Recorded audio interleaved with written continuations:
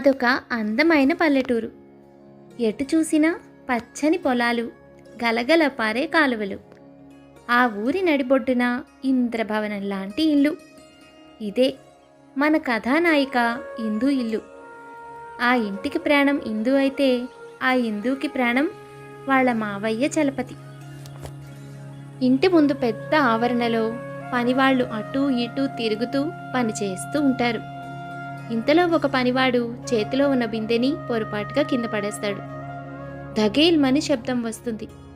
వెంటనే వరండాలో పేపర్ చదువుతున్న చలపతి ఉలిక్కిపడి లేస్తాడు.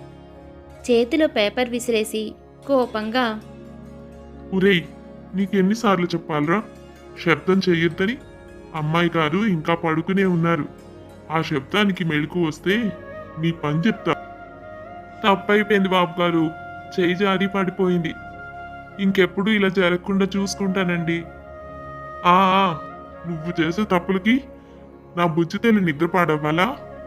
వేలు అవతలకి పోయి నీ పని చూసుకో. అప్పుడే అక్కడకు చలపతి భార్య శారద కాఫీ కప్పుతో వస్తుంది. ఏమండి, మీరు మరీను టైం 8 దాటింది. ఇంకా అమ్మాయిని నిద్ర లేపకుండా అందరినీ గప్చుప్ అంటారేంటి? ఈ గారాబం వల్లనే అది రోజు రోజుకి చిన్నపిల్లల తయారవుతోంది. మరీ ఇంత గారం చేస్తే చాలా కష్టం. అవును శారదా, నాకు తను ఎప్పటికీ చిన్నపిల్లే. అక్క బాబా చనిపోయాక ఆ పసిప్రాణం భయపడకూడదని ఒడిలో పెట్టుకొని పెంచాను.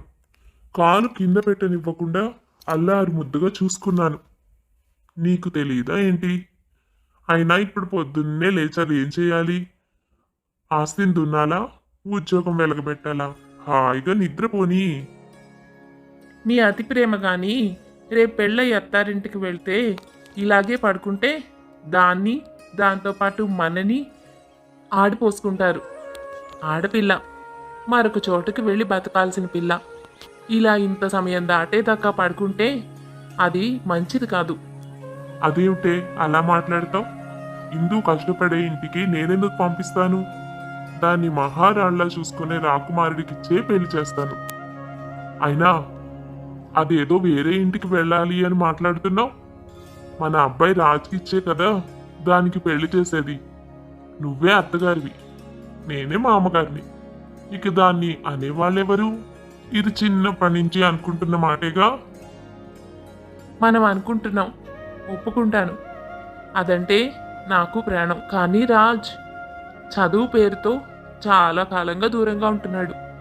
ఎప్పుడో సెలవులకు వచ్చి కనిపించడం తప్ప వాడి మనసులో ఏముందో, మనం అనుకున్న విషయాలన్నీ గుర్తున్నాయో లేదో. పెద్దవాడైతే తప్ప ఇవన్నీ మాట్లాడడం కుదరక ఇప్పటిదాకా దాటేస్తూ వచ్చాను. వాడికి ఉద్యోగం వచ్చింది. ఉద్యోగంలోనూ బాగానే సెటిల్ అయ్యాడు. బాగా సంపాదిస్తున్నాడు. ఇప్పుడు ఇంక పెళ్లి ప్రస్తావన తీసుకురాక తప్పదు. వాడేమంటాడో, వాడి మనసులో ఏముందో మనకు తెలియదు కదా. ఇదంతా తెలియకుండా ముందే మన ఇంట్లో ఉండే పిల్ల అనుకుని గారాబం చేస్తే రేపొద్దున్న అది అత్తారింట్లో నానా కష్టాలు పడుతుంది. మీరంటున్నారు, కానీ తల్లి లేని పిల్ల అనే అభిమానం నేను చూపించలేదు దాని మీద. దాన్ని ఎంత ప్రేమగా పెంచాను. మనకి అమ్మాయి లేని లోటు దానివల్లేగా తీరింది. అటువంటి పిల్ల కష్టపడకూడదనే నా తాపత్రయం కూడాను. సరే సరేలే, దానికి కూడా కాఫీ ఇవ్వు. నేను తీసుకువెళ్ళి లేపి కాఫీ ఇస్తాను. అలా చలపతి కాఫీ తీసుకుని ఇందు పడుకున్న గదిలోకి వెళ్ళి ఇందుని నిద్రలేపుతాడు. ప్లీజ్ మావయ్య, ఇంకొక 5 minutes పడుకుంటాను. సరే తల్లి, నేను కాదంటానా? కాకపోతే నీకోసం కాఫీ తీసుకువచ్చాను, అది చల్లారిపోతుంది. మరి మావయ్య అలా అనగానే టక్కన లేచి కూర్చుంది ఇందు. గబగబా చలపతి చేతిలో కాఫీ తీసుకుంది. ఈరోజు బ్రేక్ఫాస్ట్ ఏంటి మావయ్య? నువ్వు నిన్న ఏదైతే అడిగావో అదే. నీకోసం మన వాళ్ళకి చెప్పి సిద్ధంగా ఉంచాను. నువ్వు అడిగింది ఎప్పుడైనా నేను కాదన్నానా తల్లి? నువ్వు తొందరగా ఫ్రెష్ అయ్యి కిందకి రా. నీకోసం నేను అత్తయ్య వెయిట్ చేస్తూ ఉంటాము. అలా చెప్పి చలపతి అక్కడి నుంచి వెళ్ళిపోతూ ఉంటాడు. ఇంతలో ఇందు, మావయ్య, థ్యాంక్ యూ మావయ్య. అమ్మ నాన్న లేరన్న బాధ నాకు ఏ రోజు కలగలేదు. ఎందుకంటే నువ్వున్నావు. నన్ను సొంత తండ్రిలా ఎంతో ఆప్యాయంగా ప్రేమగా పెంచావు. అత్తయ్య అత్తయ్య అని పేరుకే కానీ తను నాకు అమ్మే. మీ వల్లే ఈరోజు నేను ఇంత సంతోషంగా ఉన్నాను. చలపతి చాలా సంతోషపడ్డాడు. ఎంతో తృప్తి కనిపిస్తుంది చలపతి మొహంలో. పిచ్చి తల్లి, నీ కంట్లో నీరు రాకూడదు అనే కదా మా కోరిక కూడా. సరే, నువ్వు తొందరగా రా. అలా అంటూ చలపతి గదిలో నుంచి బయటకు వస్తాడు. ఇందు సంతోషంగా నవ్వుకుంటూ ఫ్రెష్ అవ్వడానికి వెళుతుంది. బయటకు వచ్చిన చలపతి ఫోన్ రింగ్ అవడంతో, హలో నాయర్ గారు, ఆస్తి పేపర్లు తయారయ్యాయా? నా మేనకోడలు సంతకం ఒక్కటే మిగిలిందనుకుంటాను. ఇక అది పడితే అంతా మంచిదే. మరి కొన్ని రోజుల్లో దానికి 21 సంవత్సరాలు నిండుతాయి. అప్పుడు నా బాధ్యత కూడా పూర్తవుతుంది. ఈ ఆస్తి అంతా దాని చేతిలో పెట్టి నేను ప్రశాంతంగా ఉండొచ్చు. దానికోసమే నా ఎదురు చూపులు. అక్క బావ ప్రమాదంలో చనిపోతే ఇందుని తీసుకువచ్చి కన్న కూతుర్లా పెంచి పెద్ద చేశారు ఆ దంపతులిద్దరు. శారద చాలా అమాయకురాలు. ఇందుని ఎంతో ప్రాణంగా అభిమానంగా పెంచింది. ఇందుకి ఈ ఇంటితో పాటు ఊరంతా ఆస్తులున్నాయి. తల్లిదండ్రులు ఎంతో కష్టపడి సంపాదించిన ఆస్తులవి. వాటన్నిటికీ ఇంతకాలం గార్డియన్గా ఉంటున్నాడు చలపతి. కొద్ది కాలంలోనే అవన్నీ ఇందుకు అప్పగించాలని అనుకుంటున్నాడు. ఇక చలపతి కొడుకు రాజ్. రాజ్ సిటీలో ఒక మంచి ఉద్యోగం చేస్తున్నాడు. అదిగో ఈ కాఫీ షాప్లో ఒక టేబుల్ దగ్గర రాజ్ కూర్చుని ఉంటాడు. అతను చాలా డిస్టర్బ్డ్గా కనిపిస్తున్నాడు. తన ఎదురుగా కూర్చునుందే తన పేరు ప్రియ. నిజానికి రాజ్ ప్రియ ప్రేమించుకుంటున్నారు. రాజ్ ఫోన్కి వరుసగా మెసేజ్లు వస్తూ ఉంటాయి. అవి చూసుకుంటున్న రాజ్ మొహం చాలా చికాకుగా పెడతాడు. ఫోన్ని సైలెంట్లో పెట్టి విసుక్కుంటాడు.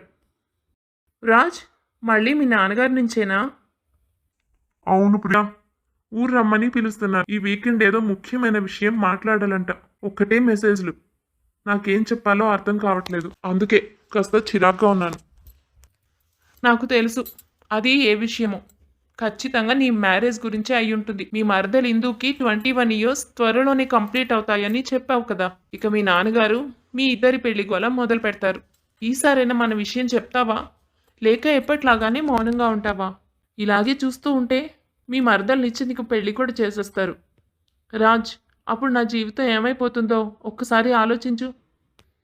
రాజ్ తల పట్టుకుంటాడు. నీకు అర్థం కావట్లేదు ప్రియా.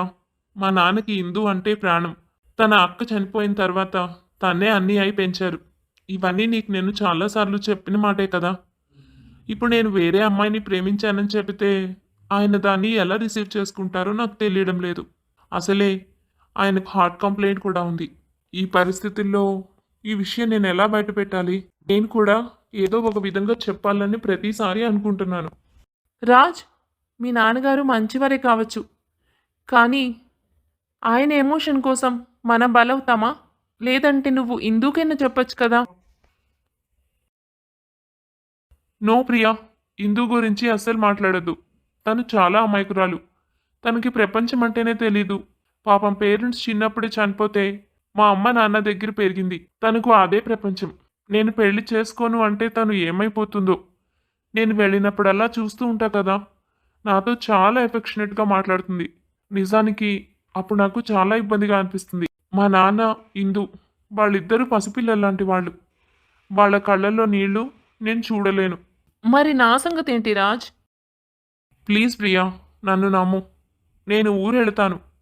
ఎలాగైనా నాన్నకి అమ్మకి ఈ విషయాలన్నీ చెప్తాను. ఇందుకు కూడా వేరే సంబంధం చూసేలా ఒప్పిస్తాను. నా పాటలేవో నేను పాడతాను. నువ్వు ఈ విషయం గురించి డిస్టర్బ్ అవ్వద్దు. నన్ను కూడా ఫోన్ చేసి డిస్టర్బ్ చేయొద్దు. వాళ్ళని ఎలాగోలా కన్విన్స్ చేస్తాను అని నాకు హోప్ ఉంది. కాకపోతే ఎవరిని హర్ట్ చేయకుండా మన విషయం సాల్వ్ చేసుకోవాలి. అదొక్కటే నా ఉద్దేశం. అందుకే ఈసారి వీకెండ్ మరో 2 days ఎక్స్ట్రా హాలిడేస్ పెట్టుకొని మరీ నేను వెళ్ళొద్దాం అనుకుంటున్నాను. ఈసారికి నన్ను వెళ్ళని. ప్రియ అయిష్టంగానే తలూపింది. అలా 2 days తర్వాత రాజు ఊరికి వెళతాడు. ఇంటి ముందు కార్ వచ్చి ఆగుతుంది. రాజ్ వరండాలో కూర్చున్న చలపతి దగ్గరకు వెళతాడు. కొడుకుని చూడగానే సంతోషంతో చలపతి ముఖం వెలిగిపోతూ ఉంటుంది. రా నాన్న. రాజ్, ఎంతసేపు రా? పొద్దున్నే బయలుదేరానని చెప్పావు, ఇంతసేపు పట్టిందేంటి? నేను మీ అమ్మ ఉదయం నుంచి నీకోసం ఎదురు చూస్తున్నాము, ఎప్పుడొస్తావా అని. ట్రాఫిక్ నాన్న, అందుకే ఇంత లేట్ అయింది.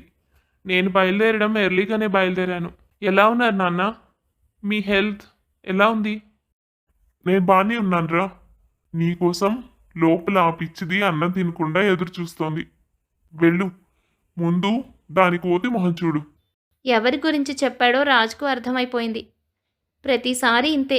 రాజ్ వస్తున్నాడు అంటే ఇందు ఎంతో హడావుడి చేస్తుంది. రాజ్ లోపలికి వెళుతుండగానే గుమ్మం దగ్గర ఇందు నిలబడి ఉంది, చేతిలో హారతి పళ్ళెం. రాజ్ మొహంలో గిల్టీ ఫీలింగ్. ఇందు ఏమీ గమనించకుండా గలగలా మాట్లాడుతూ ఉంటుంది. ఎంత లావైపోయావు బావా? సిటీలో అన్ని పిజ్జాలు బర్గర్లేనా? ఈ 2 రోజులు నేను నీకు నా చేతి వంట తినిపించి మనిషిని చేస్తాలే. ఆ బయట ఫుడ్ తిని హెల్త్ పాడైపోయినట్టుంది. మొహం చూడు ఎలా అయిపోయిందో. నీకోసం నేను చాలా సిద్ధం చేయించాను బావా. నువ్వు ఫ్రెష్ అయ్యి వస్తే నీకు ఇష్టమైనవన్నీ తినచ్చు. రాజ్ చిన్నగా నవ్వుతాడు, కానీ మనసులో ఈ అమ్మాయికురాలికి ఎలా చెప్పాలి? నేను తనను పెళ్లి చేసుకోవడానికి సిద్ధంగా లేనని, మరొకరిని ప్రేమిస్తున్నానని. ఇలా ప్రతిసారి నా కోసం ఆరాటపడుతూ ఉంటుంది. తనంటే నాకు ఎంతో అభిమానం. కానీ ఇలా బాధపడుతూ ఉంటాడు రాజ్.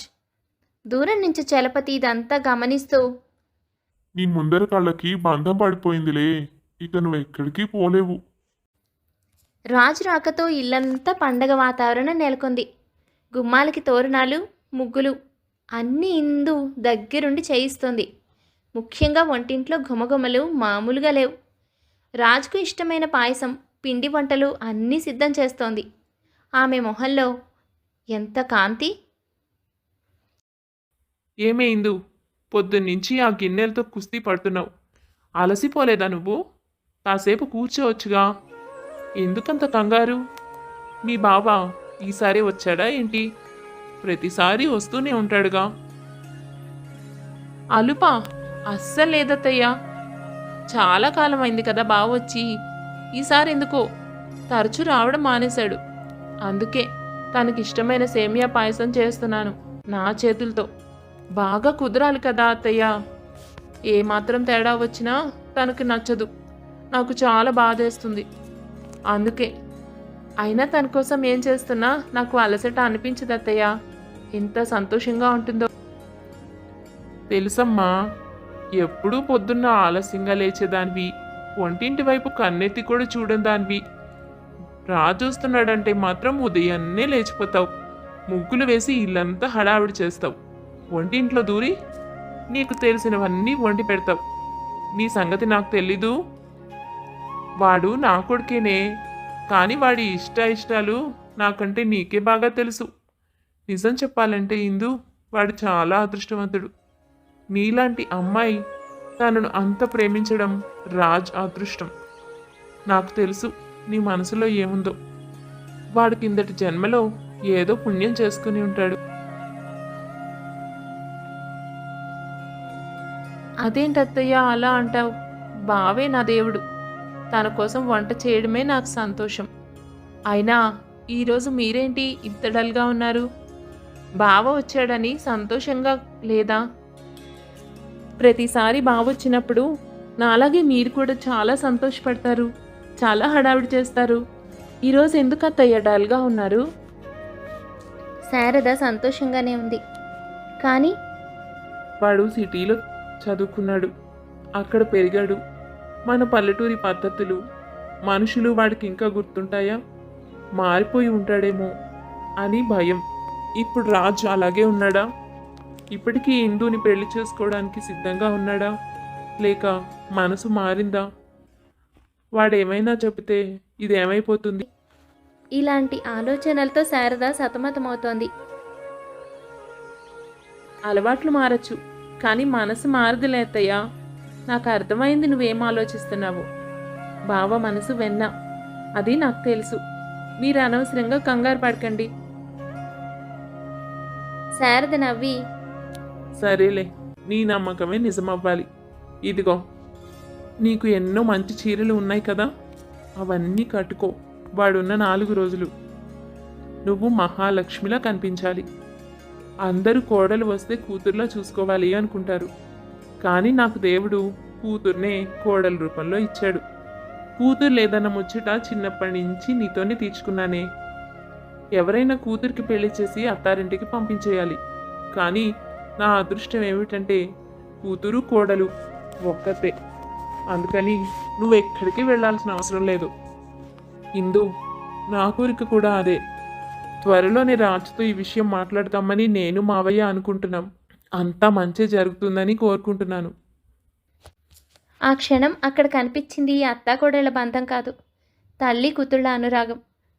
రాజ్ రాకతో వాళ్ళ జీవితాల్లో సంతోషం రెట్టింపు అవుతుందని వాళ్ళు ఆశపడ్డారు.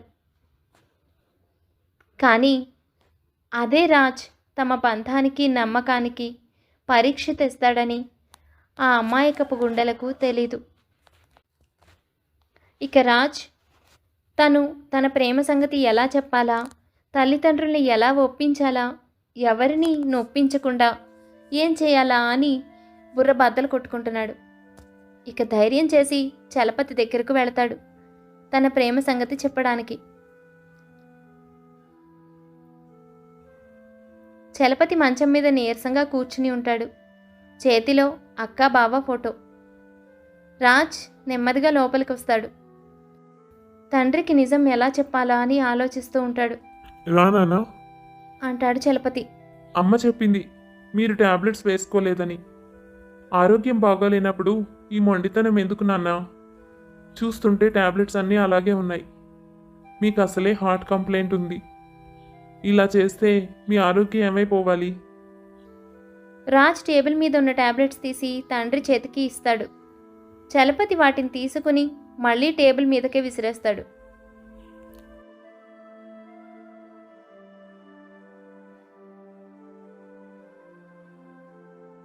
ఈ మందులు నా శరీరాన్ని బతికించగలవురా, నా మనసుని కాదు. మనసు చచ్చిపోయాక మనిషి బతుకుంటే ఎంత, పోతే ఎంత? అదేంటి నాన్న, ఏమైంది? ఎందుకంత పెద్ద పెద్ద మాటలు మాట్లాడుతున్నారు? ఏ సమస్య ఉన్నా మనం మాట్లాడుకుందాం. మీరు అలా మాట్లాడితే నేను తట్టుకోలేను. మాట్లాడుకోవడానికి ఏం మిగిలింది? ఇందాక భోజనాల దగ్గర చూసావు కదా, ఇందు ఎంత ఆశగా నీ వంక చూస్తుందో. ఆ పిల్ల కళ్ళల్లో ఆనందం చూశాక కూడా నువ్వు ఇంకా మౌనంగా ఉన్నావు. నీ మొహం చూస్తేనే అర్థమవుతోంది నువ్వు దేనికో ఇబ్బంది పడుతున్నావని. ఏంటి రాజ్, ఇందుని చూడు, నువ్వు వచ్చావని ఎంత హడావుడి చేస్తుంది. దాని కళ్ళ నిండా నీపై ప్రేమ కనిపిస్తోంది. అయినా మీ ఇద్దరికి పెళ్లి చేయాలని అనుకున్న విషయం చిన్నప్పటి నుంచి తెలిసిందే కదా. ఈ విషయం గురించి నేను నిన్ను 2 ఏళ్ల నుంచి అడుగుతున్నాను. మాట దాటేస్తున్నావు తప్ప ఏ సమాధానము చెప్పవు. ముహూర్తాలు పెట్టిద్దామంటే నాకు నీ నుంచి ఎటువంటి రెస్పాన్స్ కనిపించట్లేదు. ఆ పిల్లను అక్క బాబా నా చేతుల్లో పెట్టి బాగా చూసుకోమని నీకిచ్చి పెళ్లి చేయమని మాట తీసుకున్నారా. పాపం అమాయకురాలు. ఈ ఇల్లు తప్ప దానికి ఇంకో ప్రపంచం లేదు. వేరే ఎక్కడికో పంపిస్తే దాని జీవితం నాశనం అయిపోతుంది. ఎవరైనా ఈ ఆస్తి కోసం చూస్తారే తప్ప నిజంగా ప్రేమించరు. అది ఈ ఇంట్లో ఈ ఇంటి మనిషిగా ఉంటేనే సంతోషంగా బతుకుతుంది. ప్లీజ్, మీరు కొంచెం కూల్గా ఉండండి. అంత తీవ్రంగా ఆలోచించద్దు. మీకు అసలే ఆరోగ్యం సరిగ్గా లేదు. చూడండి, నేను కూడా ఈ విషయం మాట్లాడటం కోసమే ఇక్కడికి వచ్చాను. ఇందు అంటే నాకు ఇష్టం నాన్న, కానీ మరదలుగా మాత్రమే. తను నా చిన్ననాటి ఫ్రెండ్. అంతకంటే ఎక్కువ తనని నేను ఊహించుకోలేను. తనంటే నాకు ఎంతో అభిమానం. తను చాలా అమాయకురాలు, నిజమే. మీరు చిన్నప్పుడు మా ఇద్దరికి పెళ్లి చేయాలి అని అనుకోవడం కూడా నిజమే. కానీ పెద్దయ్యాక నేను తనని అలా ఊహించుకోలేదు. ఆ ఉద్దేశం నాకు ఎప్పుడూ రాలేదు. అర్థం చేసుకోవాలా? ఏం అర్థం చేసుకోవాలి? అదిగో అక్కడ నవ్వుతున్నారే, ఆయన నీ మేనత్త మావయ్య. వాళ్ళే నాకు దేవుళ్ళు. నేను కష్టకాలంలో ఉంటే నన్ను ఆదుకుని నాకు ఉద్యోగం ఇప్పించాడు మా బావ. ఎప్పుడు సొంత తమ్ముళ్ళ చూసుకున్నాడు నన్ను. చనిపోయే ముందు నా చేతిలో ఇందు చేపెట్టి, చలపతి, నా కూతురు అనాథలా బతకూడదురా, దాన్ని నీ ఇంటి కోడల్ని చేసుకుంటానని మాటివ్వు అని అడిగాడు. ఆయన ప్రాణం పోతున్నప్పుడు నేను మాటిచ్చాను. రాజ్, నీ కూతురు నా కోడలు బావా, నిశ్చింతగా ఉండు అని చెప్పాను. ఇప్పుడు నువ్వు పెళ్లి చేసుకోనంటే పైన ఉన్న వాళ్ళ ఆత్మ నన్ను చూసి ఏమనుకుంటుంది? ఛీ, సొంత తమ్ముడే నన్ను మోసం చేశాడని మా అక్క బాధపడదా? ఆ పాప నాకు చుట్టుకోదా? ఇంతకాలం నేను దాన్ని చూసుకుంటున్నానన్న సంతోషంతోనే వాళ్ళ ఆత్మలు సంతోషంగా ఉంటాయి అనుకున్నాను. అయినా ఇందుని పెళ్లి చేసుకోవడానికి నీకు ఇచ్చిన ప్రాబ్లం ఏంట్రా? అది కాదు నాన్న, మీరు ఎమోషనల్గా ఆలోచిస్తున్నారు. ఇందుకి వేరే మంచి సంబంధం చూద్దాం. తనకు ఏ లోటు రాకుండా నేను చూసుకుంటాను. కావాలంటే తన ఆస్తికి గార్డియన్గా ఉంటాను. కానీ పెళ్ళి మాత్రం నా వల్ల కాదు. తను ఏమైపోతుందో అన్న కంగారుంటే నిరంతరం తన వెంబడే ఉండి చూసుకుందాం. తనకు ఏ కష్టం రాకుండా కాపాడదాం. నేను మాట్లాడుతున్నది బంధం గురించి రాజ్, ఆస్తి గురించి కాదు, బాధ్యత గురించి. బయటవాడు ఎవడో వచ్చి ఆస్తి కోసం అమాయకురాల్ని పెళ్లి చేసుకుని తర్వాత హింసిస్తూ ఉంటే చేతులు కట్టుకుని చూస్తూ ఉండడం తప్ప అప్పుడు మనం ఏమీ చేయలేం. తనకు లోకజ్ఞానం లేదు. పువ్వుల్లో పెట్టి చూసుకోవాలి అంటే అది మన వల్లే అవుతుంది. పెళ్ళి అయిపోయిన తర్వాత ఆడపిల్ల ఈడపిల్లగా ఉండడం కష్టం రా. తల్లిదండ్రులు లేని లోటు తెలియకూడదని గారభంగా పెంచాం. అందుకే అది అమాయకురాల్లా ఉంది. అలాంటి దాన్ని చూస్తూ చూస్తూ బయటకు ఎలా పంపించమంటావు? సరే రాజ్, నీ ఇష్టం. నీ సంతోషమే నాకు ముఖ్యం. ఇంత చెప్పినా నువ్వు కన్విన్స్ అవ్వట్లేదు అంటే నీకు ఇది అనవసరమని అర్థం కాలేదని నాకు అర్థమైంది. పోనీలే, రేపు ఉదయమే ఇందుకి చెప్పేస్తాను. బాబకు నువ్వంటే ఇష్టం లేదని, నిన్ను పెళ్లి చేసుకోవడని, నీ దిక్కు నువ్వు చూసుకోమని చెప్తాను. దాని మనసు ఎంత గాయపడుతుందో నాకు తెలుసు. కానీ తప్పదు. ఇటు కొడుకు, అటు మేనకోడలు, ఇద్దరు నాకు ఒక్కటే. కానీ గుర్తుపెట్టుకో రాజ్, ఆ మాట విన్న మరుక్షణం ఇందు గుండె పగిలిపోతుంది. ఆ బాధని చూడటానికి నేను కూడా బతికుండకపోవచ్చు. నాన్న, అవునరా, నేను నిన్ను బాధ పెట్టాలని ఈ మాటలు మాట్లాడడం లేదు. జరగబోయేది చెప్తున్నాను. నువ్వు అనొచ్చు, మాకు తెలియనప్పుడు పెళ్లి నిశ్చయించి ఇప్పుడు ఇలా చెప్తే ఎలా అని. నీకు తెలియని వయసులో నిర్ణయించామేమో, కానీ నీకు చెప్పకుండా అయితే దాచలేదు కదా. చిన్నప్పటి నుంచి చెబుతూనే ఉన్నాం కాబట్టి నీకు ఇప్పటికే తెలిసి ఉండాలి.